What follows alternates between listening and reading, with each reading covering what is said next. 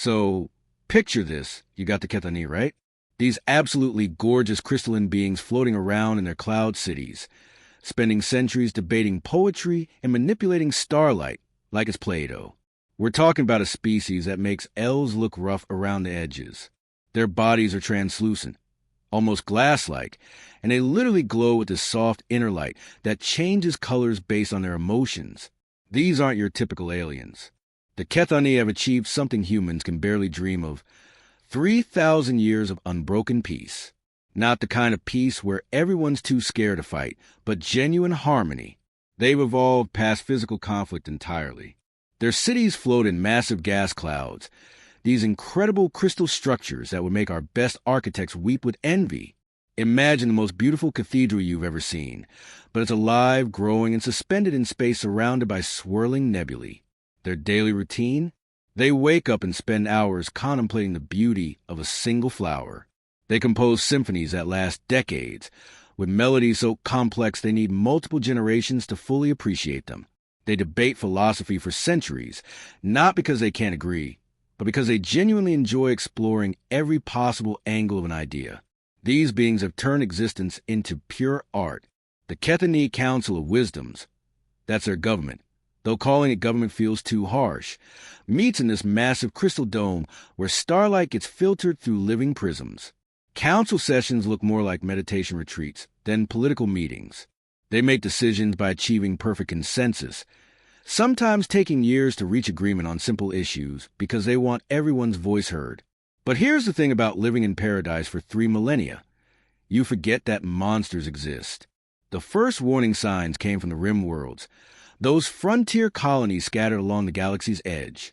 Strange reports started filtering in through the communication networks. Ships going dark. Entire settlements falling silent overnight. The initial messages were confused, panicked, describing something that didn't make sense to civilized minds. Picture this. You're a peaceful trader flying between systems, and suddenly you're getting desperate transmissions. Colonists screaming about their skies turning black, about something vast and hungry descending from space. But the transmissions cut off mid-sentence, leaving nothing but static. No distress beacons, no follow-up messages, nothing. The Kethani monitoring stations picked up these signals and filed them as equipment malfunctions. After all, what could possibly threaten an entire planet? Their worst natural disaster in recorded history was when a solar flare disrupted their art galleries for a week. The concept of something actually consuming worlds was so foreign to them that their minds literally couldn't process it. Then the reports got worse. Not just individual ships or small colonies, but entire star systems going silent. The Altari homeworld, famous for their healing crystals and peaceful meditation gardens, stopped broadcasting. The Vexini research stations, where the galaxy's most brilliant minds study cosmic phenomena, went dark. The luminous ones, who created art from pure energy and had never known conflict, simply vanished. But the Kethani Council? They held emergency sessions where they debated whether these reports might be some sort of mass psychological phenomenon. Maybe the rim worlds were experiencing collective nightmares. Perhaps there was a new type of space anomaly affecting communication systems. The idea that something was actively hunting and consuming entire civilizations was so outside their experience that they treated it like ancient mythology. Council member Velthera, a young researcher by their standards at only 200 years old, started collecting these reports obsessively. She'd float through the crystal archives, her inner light flickering with worry as she cataloged transmission after transmission. But even she couldn't convince the elder council members that the threat was real. See, the Kethani had no frame of reference for predation on this scale. The most aggressive creature on their homeworld was roughly equivalent to a butterfly that occasionally bumped into things. They'd never seen war, never witnessed conquest, never experienced the kind of systematic destruction that was sweeping toward them like a cosmic wildfire. The galaxy's most peaceful species, masters of harmony and beauty, were about to learn that the universe contained horrors beyond their crystalline comprehension, and they were completely, utterly unprepared for what was coming their way. Something vast and hungry was moving through space, leaving empty systems in its wake, and the Kethani were still debating whether it might be their imagination. Enter the Devourers. And let me tell you, these things are straight-up nightmare fuel. Imagine if someone took the worst sci-fi horror movie you've ever seen, cranked the terror up to 11, and then made it real. We're talking about biomechanical swarm fleets that look like they crawled out of some cosmic fever dream. Picture ships that aren't really ships at all, but living things made of metal and flesh fused together in ways that hurt your brain to look at. They pulse with their own heartbeat, breathe through vents that look disturbingly like gills. And worst of all, they learn.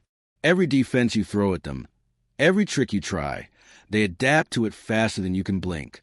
The peaceful Altari were the first major civilization to face them properly. These folks have spent thousands of years perfecting healing arts, growing the most beautiful crystal gardens in the galaxy. Their homeworld was basically a giant meditation retreat where the biggest conflict was deciding which shade of blue to paint their temples.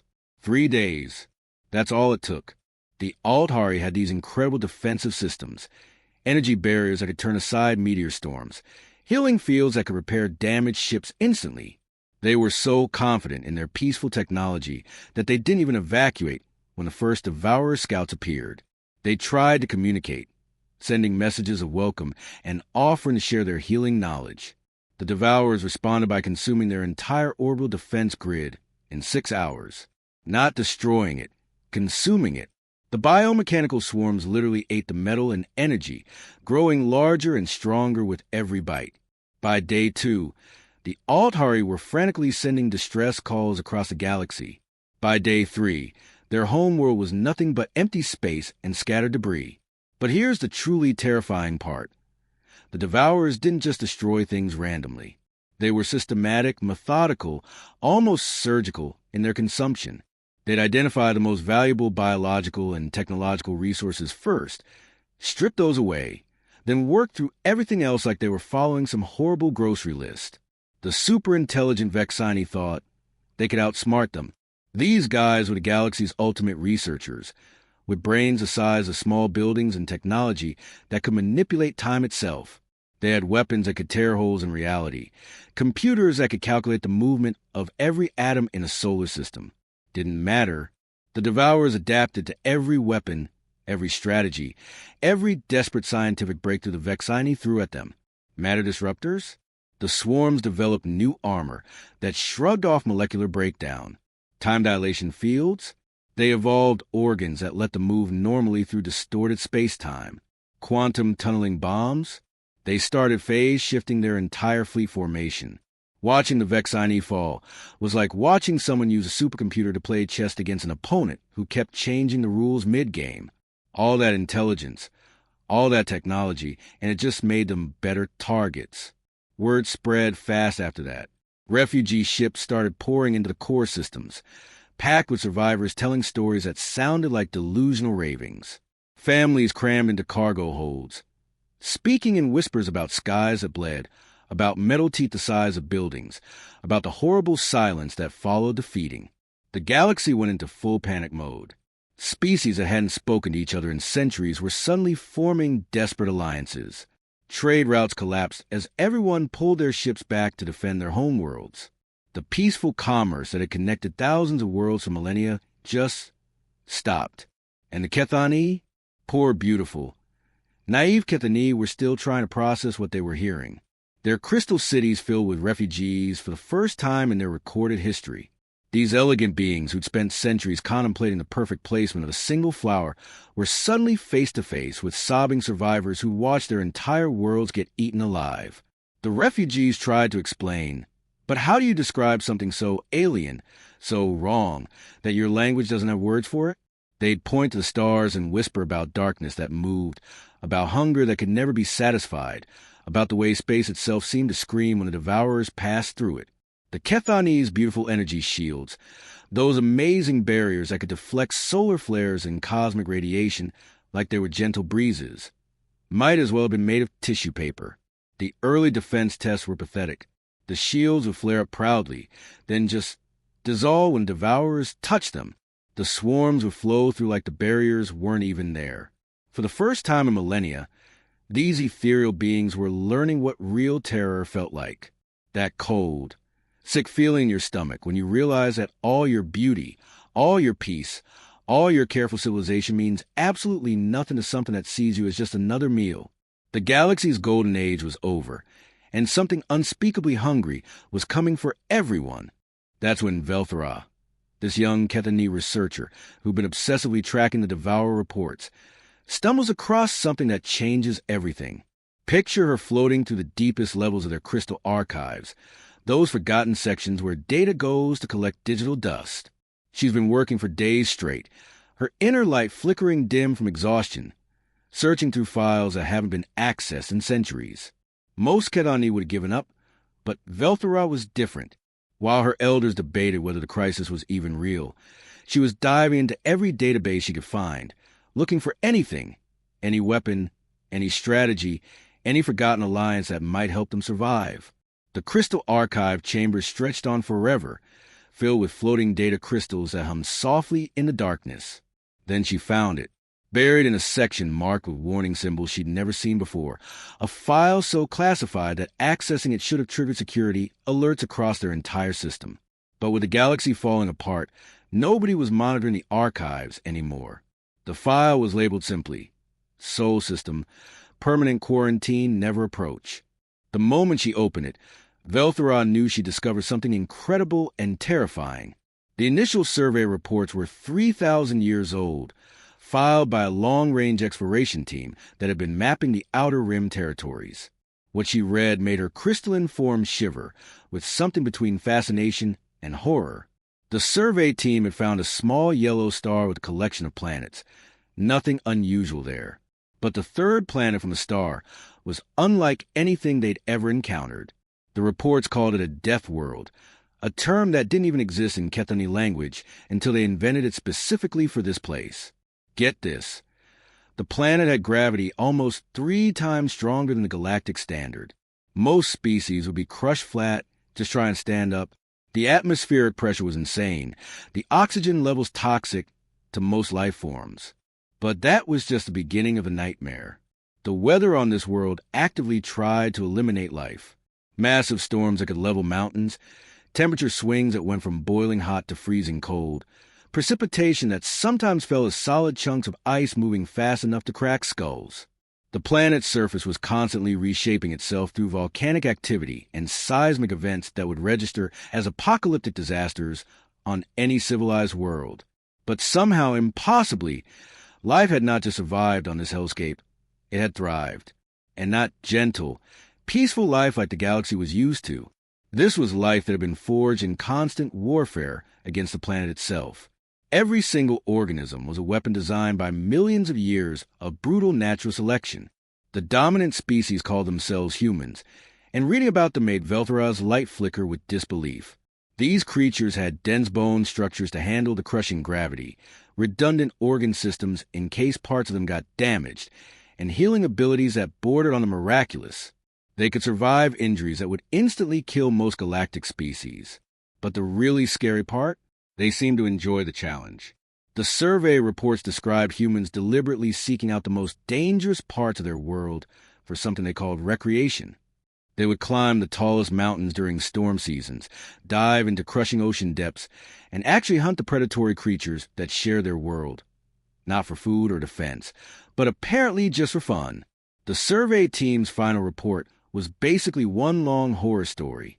They described watching humans survive situations that should have been impossible, getting struck by lightning and walking off, falling from heights that should have been fatal, and just getting back up, fighting off predatory animals with nothing but primitive tools and raw determination. The galaxy's leadership at the time made a unanimous decision: complete quarantine, no contact, no trade, no communication whatsoever. They marked the Sol system as off-limits and hoped these terrifying creatures would never figure out space travel. The official designation was clear: too dangerous for any form of interaction. For 3,000 years, that quarantine had held. The galaxy had grown comfortable knowing these monsters were safely contained on their death world, probably fighting each other or getting eliminated by their hostile environment.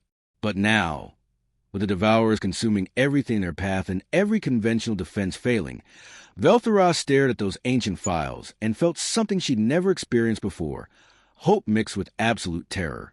She spent hours reading every detail, every survey note, every panic recommendation from the exploration teams. The more she learned, the more convinced she became that these humans might be exactly what the galaxy needed.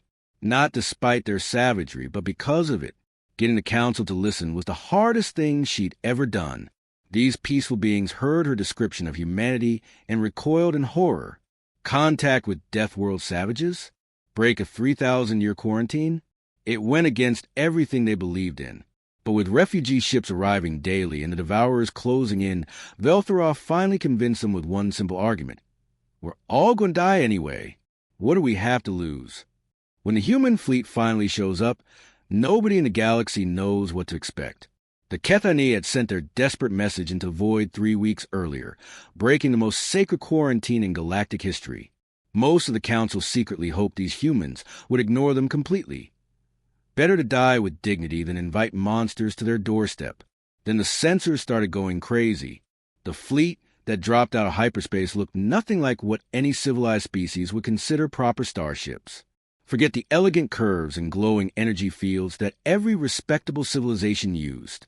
These human vessels were basically brutal metal boxes welded together with an attitude problem. They looked like someone had taken a bunch of steel buildings, strapped engines to them, and decided to fly them through space. But here's the thing that made everyone's blood run cold. These ships were covered in weapons. Not elegant energy projectors or sophisticated particle beams, but crude metal tubes that literally threw chunks of solid matter at incredible speeds. The galaxy's military experts took one look at human kinetic weapons and laughed. Throwing rocks? How primitive could you get? That laughter died real quick when they saw the test firing demonstrations. Picture this. A human destroyer fires one of these primitive weapons at an abandoned asteroid. The chunk of metal moving at a significant fraction of light speed doesn't just hit the asteroid. It vaporizes it completely. The shock wave from the impact is visible from 3 star systems away. Suddenly nobody's laughing at the humans throwing rocks anymore. The human fleet admiral, a scarred woman named Captain Rodriguez, contacted the Kethani Council with a message that was terrifyingly simple. We got your distress call. Where are these devourers you want us to handle? No lengthy negotiations, no demands for payment, no political discussions about territorial rights. Just pure, focused purpose that made the peaceful Kethani deeply uncomfortable. This was a species that had clearly been fighting something for their entire existence, and they brought that mentality with them to space. When the first devourer swarms appeared at the edge of Kethani space, the galaxy held its breath. Every previous encounter had ended the same way: adaptation, consumption, silence. Surely these primitive humans, with their crude weapons, would fare no better than the super-intelligent Vexini or the technologically advanced Altari. The humans proved everyone wrong in the most spectacular way possible. Fletcher, a Marine sergeant who looked like he'd been carved out of granite, survived a direct hull breach that should have killed him instantly. While other species would have been flash frozen or ripped apart by decompression, this guy just sealed his suit, grabbed an emergency oxygen tank, and kept fighting. Not survived, kept fighting. The Kethani, watching through their sensors, couldn't believe what they were seeing. Then there was Tobias, a ship's gunner who took a piece of devourer biometal shrapnel right through his shoulder. The wound would have put any other species in medical stasis for months. Tobias looked down at the metal spike sticking out his body, muttered something that the translators couldn't process, and kept manning his weapon station. Blood was literally floating around his position in zero gravity, and he just kept firing. The humans had redundant organ systems that seemed designed by someone who expected them to get hurt regularly. Heart gets damaged? No problem. They've got backup circulation systems. Lung gets punctured? Their ribs automatically seal minor wounds. Brain gets rattled by impact? Their skull structure is so dense that impacts that would kill most species just give them headaches. But the really terrifying part came when human boarding parties started hitting devourer ships directly. These Deathworld natives put on crude metal suits, strapped explosive charges to their backs, and literally threw themselves at enemy vessels through hard vacuum. No fancy teleportation technology, no elegant boarding pods. Just raw human determination and a willingness to get up close and personal with nightmare creatures. When their guns ran out of ammunition, they switched to blades. When their blades broke, they used their fists. When their equipment failed completely, they started improvising explosives from ship components and kept advancing. The galaxy watched in stunned horror as humans fought Devourer biomechanical horrors in hand-to-hand combat inside alien ships, using nothing but knives, determination, and apparently unlimited capacity for violence. The Devourers tried to adapt like they had with every other species.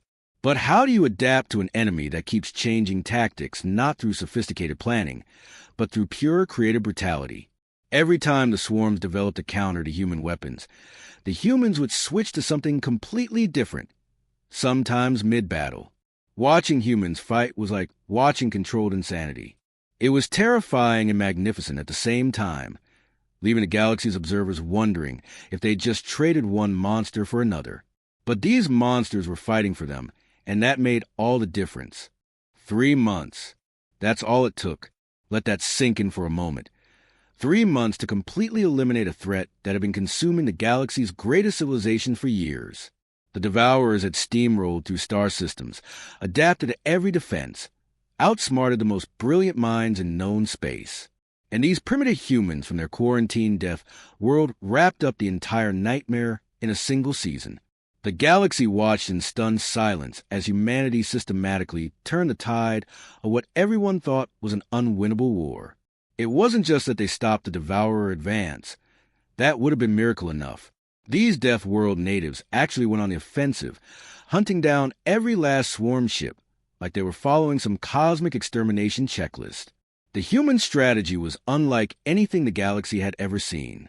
While every other species had tried to build bigger shields, develop smarter weapons, or create more complex defensive systems, humans did something completely different. They studied their enemy for exactly 2 weeks, then started thinking like predators. Captain Rodriguez split the human fleet into small hunting packs that moved independently through space. Instead of defending territory, they started tracking Devourer swarms back to their staging areas.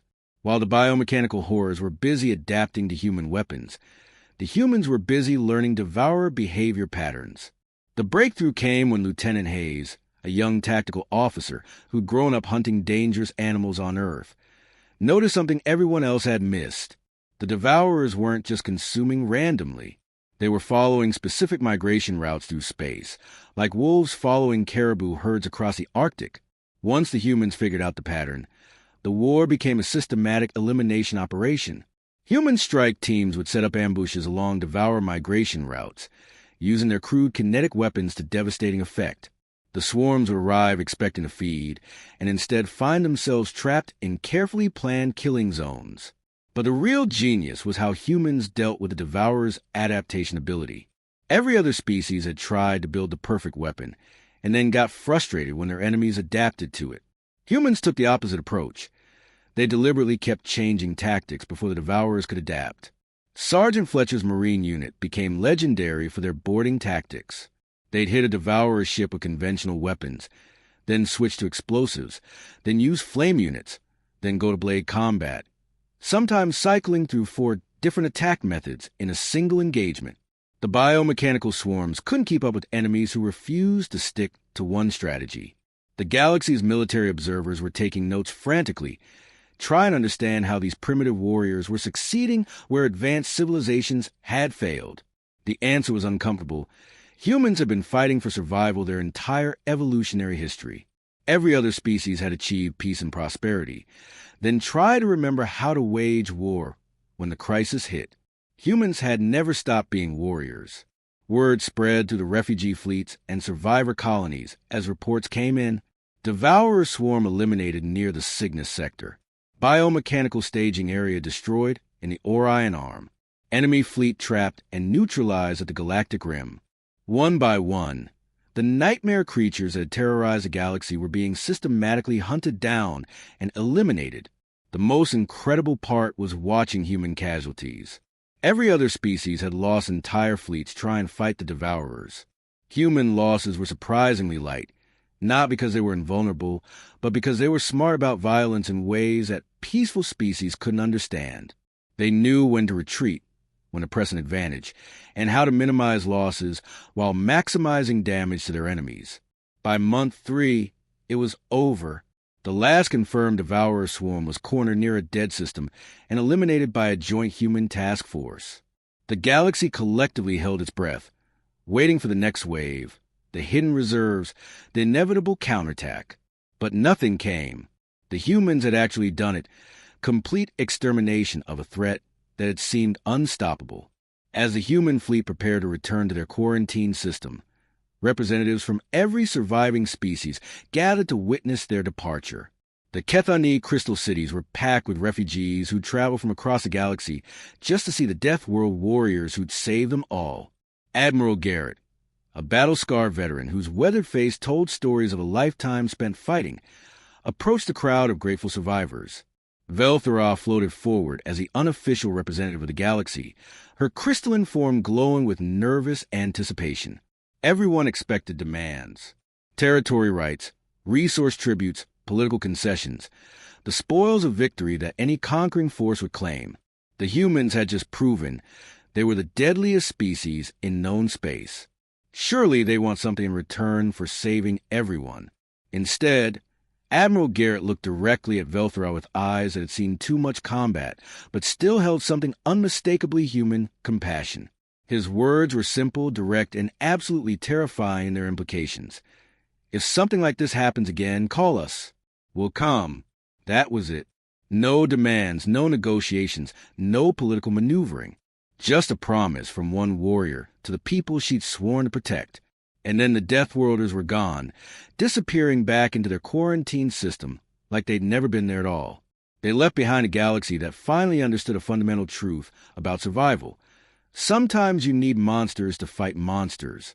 The difference was humanity had chosen to be the friendly neighborhood monsters, and the galaxy would never forget that choice.